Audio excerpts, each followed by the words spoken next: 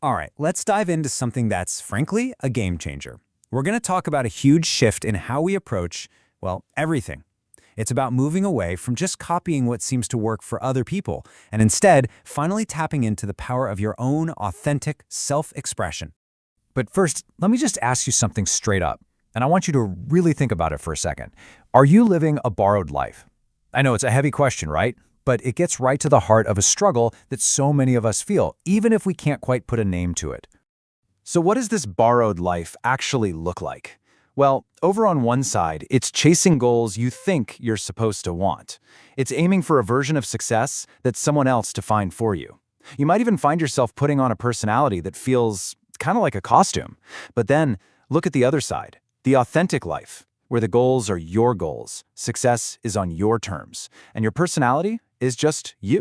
And let me tell you, living in that borrowed column comes with a pretty steep price. It leaves you with this hollow feeling of emptiness, because none of the wins feel like they're truly yours. You get stuck on this treadmill of constantly comparing yourself to everyone else, which leads to this deep, quiet dissatisfaction that just lingers in the background no matter what you achieve.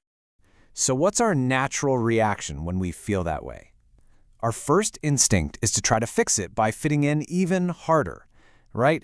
We think, okay, if I can just crack the code, if I can find the right formula, then this empty feeling will go away. Sound familiar? And this leads us straight into what you could call the failed formula. Step 1, try to fit in. Do what everyone else is doing. Step 2, optimize. Jump on all the latest trends, looking for that magic shortcut. And step 3, just follow the formula. We find someone else's roadmap and hope it'll lead us to our destination. We've all done it. But here's the real kicker. This whole formula, it can actually work. Kinda, but only for a little while. It might get you some likes, some quick praise, but in the long run, it's a total trap because every single step you take using that formula is just another step away from who you really are. And this is where we get to the hard truth of it all.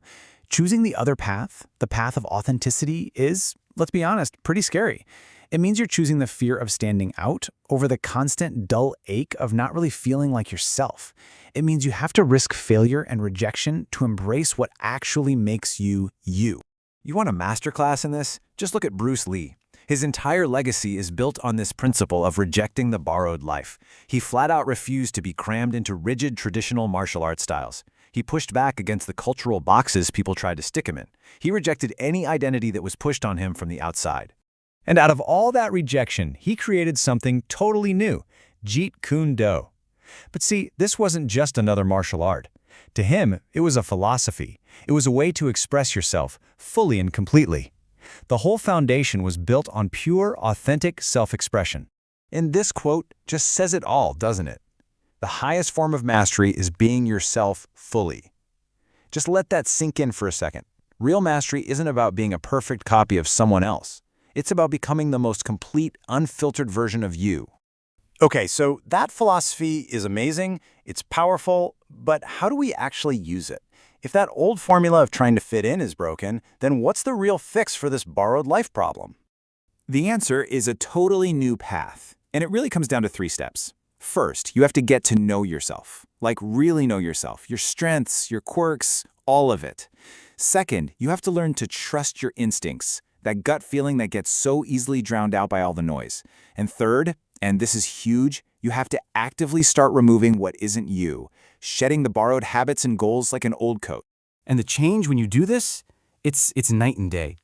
You go from this before state of constant comparison, nagging self-doubt, and just friction to an after that's filled with real confidence, a deep clarity about who you are and what you're doing, and the ability to make a real impact because you're finally being yourself. And don't think this is just some small personal thing. This is the choice. It's the choice that every single creator, every leader, every innovator has to make. It's the choice you have to make. Are you going to try to fit into a box, or are you going to find the courage to express yourself fully? So if there's one thing I want you to take away from all this, it's this.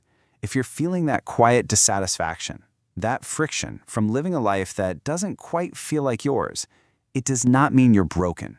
It's not a sign that you're an unfinished project that needs fixing. You're unfolding. This whole journey isn't about adding new pieces to yourself. It's about taking away the layers that were never you to begin with, so that the person you truly are can finally come through. It's a lifelong process of becoming. So the only real question left is, what layer are you going to shed first? I hope you found this video enjoyable and informative.